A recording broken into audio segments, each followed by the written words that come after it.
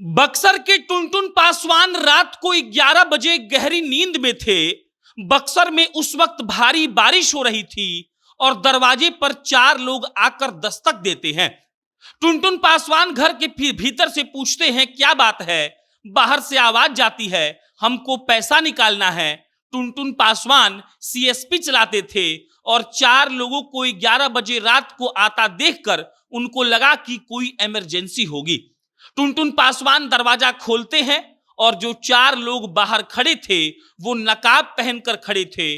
उन्होंने आव देखा ना ताव टुनटुन पासवान को लगातार गोली मारने लगे।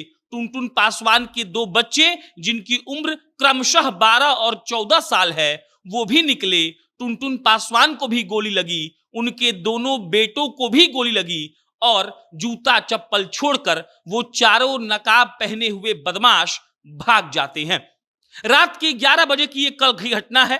गुरुवार की रात 11 बजे बक्सर में भारी बारिश हो रही थी और टुनटुन पासवान का तस्वीर आप यहां स्क्रीन पर देख पा रहे हैं। टुनटुन पासवान के घर का दरवाजा खटखटाया गया, कहा गया कि हमको पैसा चाहिए। टुनटुन पासवान सीएसपी चलाते थे तो उन्होंने सोचा कि हमें मदद करनी चाहिए। टुनटुन पासवान को बिल्कुल भी इस बात का अंदाजा नहीं था कि जो लोग दरवाजा खटखटा रहे हैं वो लोग उनसे मारामारी करने आए हैं, उनको गोली मारने आए हैं। टुनटुन पासवान को गोली मार दी गई, उनके 2 बच्चों को भी गोली लग गई और उसके बाद टुनटुन पासवान के साथ साथ उनके दोनों बच्चों को पहले प्राथमिक स्वास्थ्य केंद्र ले जाया गया, जहां पर डॉक्टर साहब ने टुनटुन पासवान को मृत घोषित कर दिया। यही है टुनटुन पासवान, तस्वीर आप देख लीजिए। और टुनटुन पासवान को मृत जब घोषित कर दिया गया तब उनके दोनों बेटों का इलाज हुआ। एक बेटे के हाथ में गोली लगी है और वो अभी पीएमसीएच में है और एक बेटे को गोली छू कर चली गई थी, इसीलिए प्राथमिक उपचार के बाद उसको घर भेज दिया गया।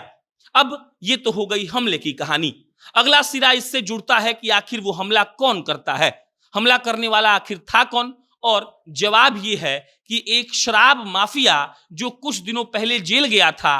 टुनटुन पासवान के पिता ब्रिजा पासवान जो चौकीदार हैं पेशे से, उनके चलते शायद वो जेल गया था और हाल ही में अभी वो जेल से छूट कर आया है। शायद उसी ने बदला लेने के लिए टुनटुन पासवान को मार दिया, उनके दोनों बेटों पर भी गोली चलवा दी और एक बेटा तो जिंदगी और मौत से पटना के पीएमसीएच में अभी लड़ रहा है।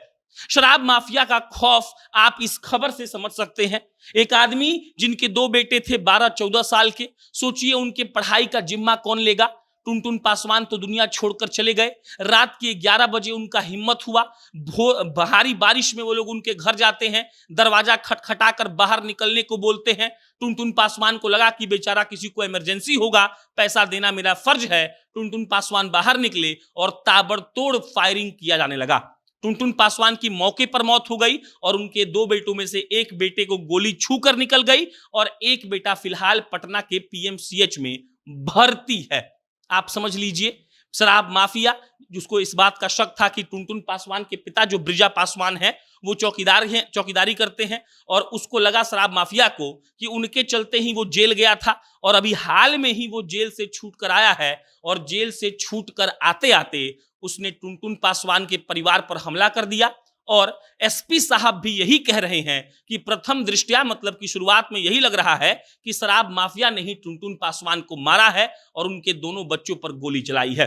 पुलिस का कहना है कि वो लोग छापेमारी कर रहे हैं अरेस्ट करने के लिए, जिन लोगों ने गोली चलाई उनको पकड़ने के लिए पुरजोर कोशिश की जा रही है। लेकिन इन सबसे टुनटुन पासवान का जो शरीर है, जो उनकी आत्मा है, वो नहीं आ पाएगी। और शराब माफिया के बारे में आप अब समझ लीजिए कि ये लोग कितने खतरनाक हैं। सरकार ने शराबबंदी तो कर दी है लेकिन इसका ख्याल सरकार ने बिल्कुल नहीं रखा है। उनको इस बात से कोई मतलब नहीं है कि बिहारी मर रहा है कि जी रहा है। सबसे ज्यादा नुकसान उसका होता है जो मुखबिरी करता है और ब्रिजा पासवान पर उस शराब माफिया को शक था कि वो मुखबिरी किया तभी वो जेल गया। जेल से वो शराब माफिया निकलता है और टुनटुन पासवान को मार देता है। एक बच्चा अभी भी जिंदगी और मौत से पटना के पीएमसीएच में लड़ रहा है। बाकी ये हमारे सुशासन वाली सरकार है जहां पर रात को गोली चलती है, दिन को भी गोली चलती है, दोपहर को भी गोली चलती है, शाम को भी गोली चलती है। और सरकार कहा जाता है कानून का है और राज कहा जाता है कानून का है। धन्यवाद।